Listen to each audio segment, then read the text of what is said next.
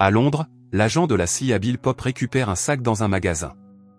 Il appelle sa femme Jilly, qui se demande quand il rentrera à la maison, mais il se rend vite compte qu'il est suivi.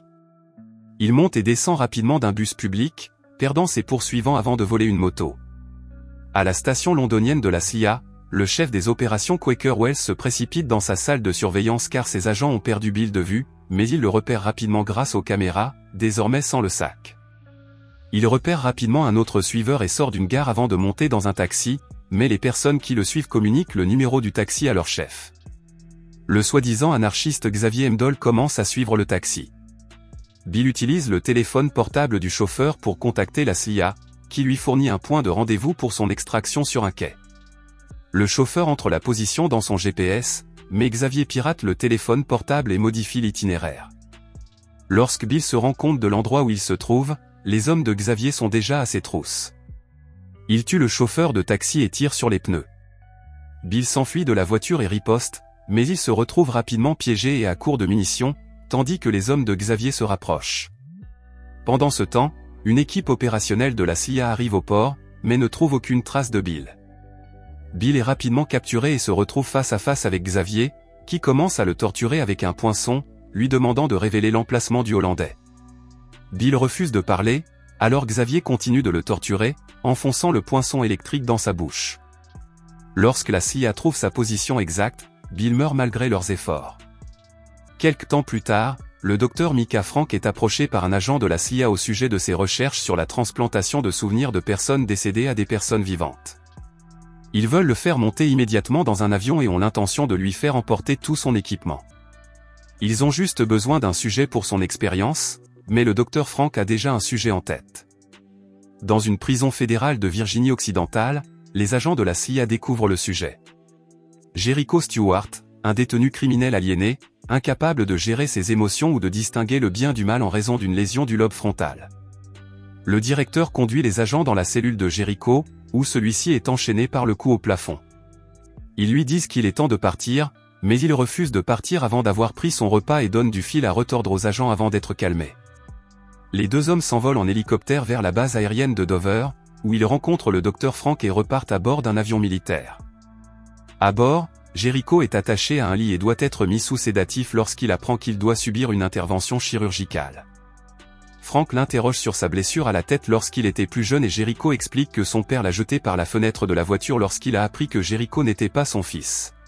Jericho est emmené en salle d'opération et la procédure commence, qui consiste à percer un trou dans sa tête et à utiliser des fibres optiques pour transmettre des charges à son cerveau.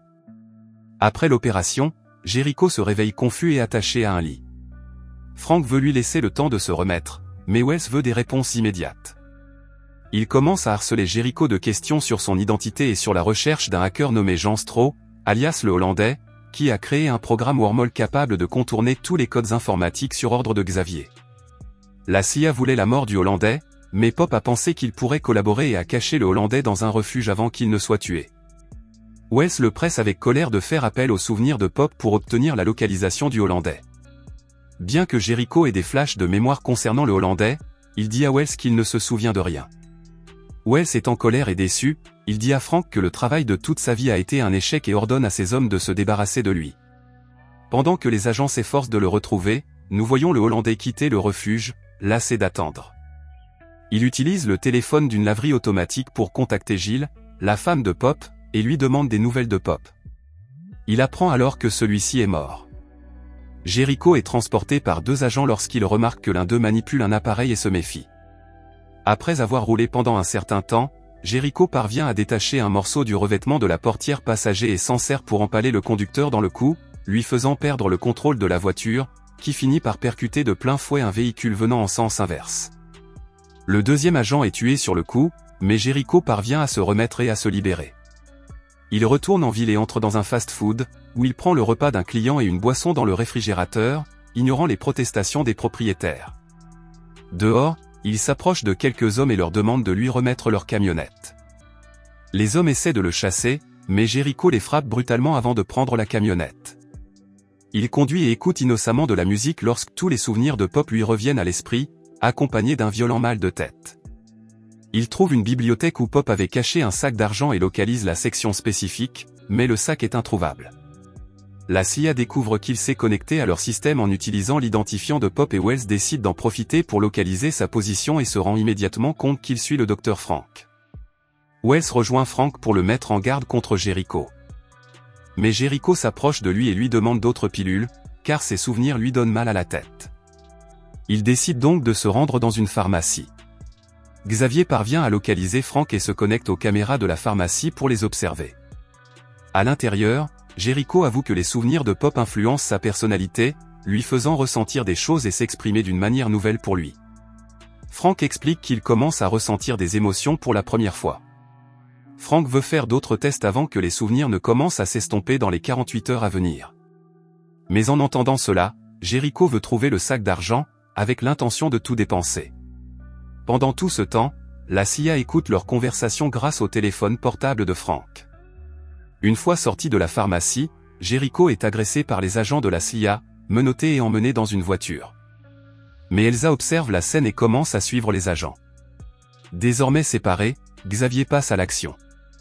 En piratant un pont à proximité, il force la voiture de Jericho à s'arrêter et alerte Elsa.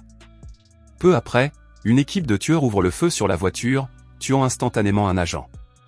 Mais, réalisant qu'il est encerclé, il vole une autre voiture et roule sur le pont, finissant dans l'eau. Il parvient à s'échapper de la voiture, mais pas avant de s'être blessé à la jambe sur la vitre brisée. Gilles et Emma rentrent chez elle. Mais Gilles sent que quelque chose ne va pas dans sa maison.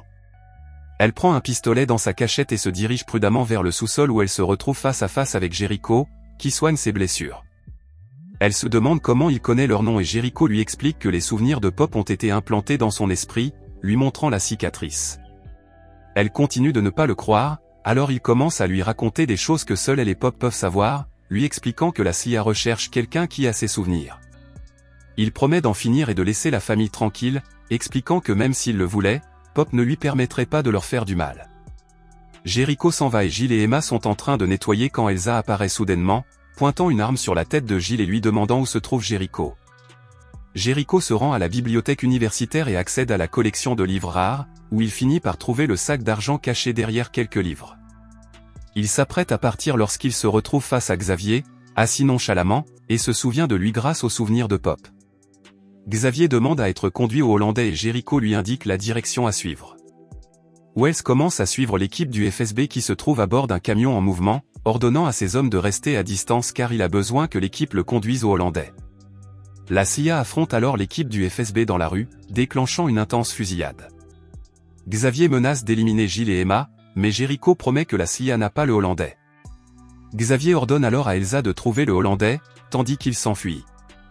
Pendant tout ce temps, le Hollandais observe la confrontation depuis une fenêtre. Elsa et un autre homme suivent Jericho, mais au lieu de les conduire au Hollandais, il les emmène dans un laboratoire. Pendant qu'Elsa est distraite, Jericho jette des produits chimiques à leurs pieds, provoquant une énorme explosion avant de s'enfuir de la pièce.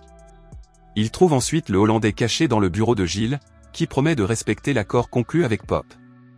Il donne son argent au Hollandais, puis lui demande de créer le trou de verre, mais à ce moment-là, Elsa, qui s'est remise de l'explosion, fait irruption et tire sur Jericho avant de s'emparer du trou de verre et de tuer le Hollandais.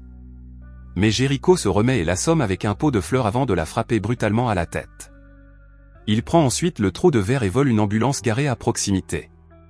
Jericho appelle Xavier depuis le téléphone portable d'Elsa, révélant qu'elle est morte.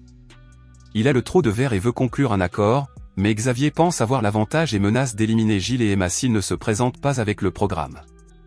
Il demande à Jericho de lui remettre la clé USB, alors Jericho la jette, permettant à Emma de s'échapper. Xavier tire plusieurs fois sur Jericho, le faisant tomber avant de monter dans son jet privé et de partir juste au moment où Wells arrive en hélicoptère. Il utilise le trou de verre pour lancer un missile vers la piste. Wells apprend l'arrivée du missile et reproche à Jericho, mourant, de les avoir tous condamnés, mais Jericho révèle qu'il a fait trafiquer le trou de verre par le Hollandais et que le premier tir de Xavier aurait touché ses coordonnées de lancement. Nous voyons alors le missile de l'équipage tourner en l'air et frapper l'avion de Xavier, le tuant.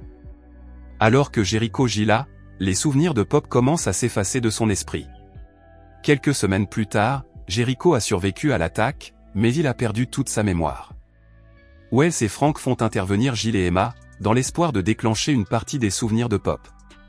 Alors qu'Emma le serre dans ses bras, Jericho fait le signe du pape pour leur montrer qu'il les aime.